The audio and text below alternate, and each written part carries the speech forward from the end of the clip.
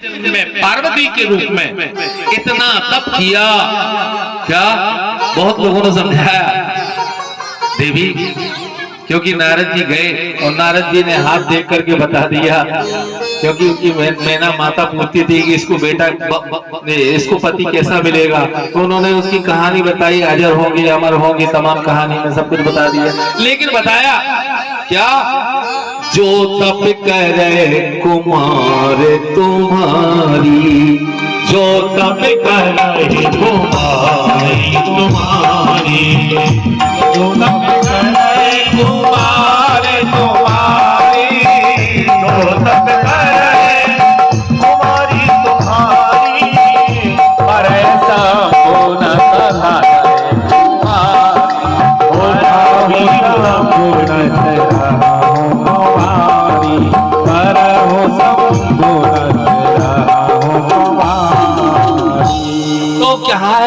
कि जो तुम्हारी कन्या वर यानी तपस्या करती है तो भगवान शिव को वरण करेगी। इसलिए महारानी पार्वती जी ने बड़ी तपस्या की, बहुत तपस्या कैसी। देखो लोग कहा करते हैं पति कैसे मिलते हैं, है ना, पति भी सामान्य रूप से नहीं मिलते हैं, और पत्नी कितनी तपस्वी होती है। एक गृहस्थ जीवन के लिए उत्पात मचाते हैं, तब क्या घर में आए दिन उत्पात मचाते हैं, बजाते हैं ना। अब कुछ लोग तो ऐसे होते हैं कि सोमरस पी पा करके डंडल सिलोवी किया करते हैं। अरे भाई, एक गृहस्थ जीवन इसलिए थोड़ी होता है। गृहस्थ जीवन का अगर वास्तविक अर्थ समझो तो शिव क्या, शिव पार्वती विवाह से आप समझिए, शिव पार्वती के विवाह में बताया गया है क्या कि भगवान शिव के साथ में जो सती का पार्वती का विवाह हुआ है, उन्होंने कितना त्याग किया और एक ही संकल्प लिया।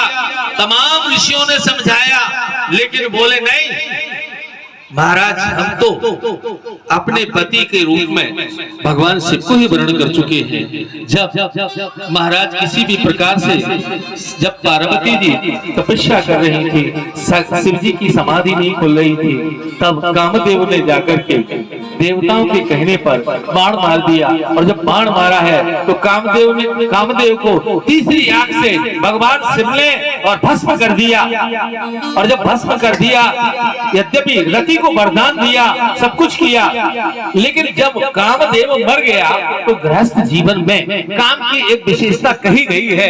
परंतु जब वहां महारानी पार्वती से कहा कि कामदेव तो मर गया, और कामदेव जब मर गया है तो विवाह का क्या मतलब होता है? बोले नहीं, बोले हमारे तुम्हारे समझ में काम की जरूरत है, और हमारे समझ में क्या है कि भगवान शिव सदा योगी अज है, उन्हें काम की कोई आवश्यकता नहीं है, क्योंकि भगवान सदा अकामी अभोगी है, और मैं तो ऐसे ही पति की पत्नी हूँ, इसलिए काम के लिए वरण नहीं है, हमारा तो वरण कल्याण के लिए है। इसलिए पार्वती जी कहती है हमारे जान सदा। प्रति दिवस जो भागवत कथा का चल रहा, इसमें क्या क्या कहाँ का उसमें स्मरण किया गया है?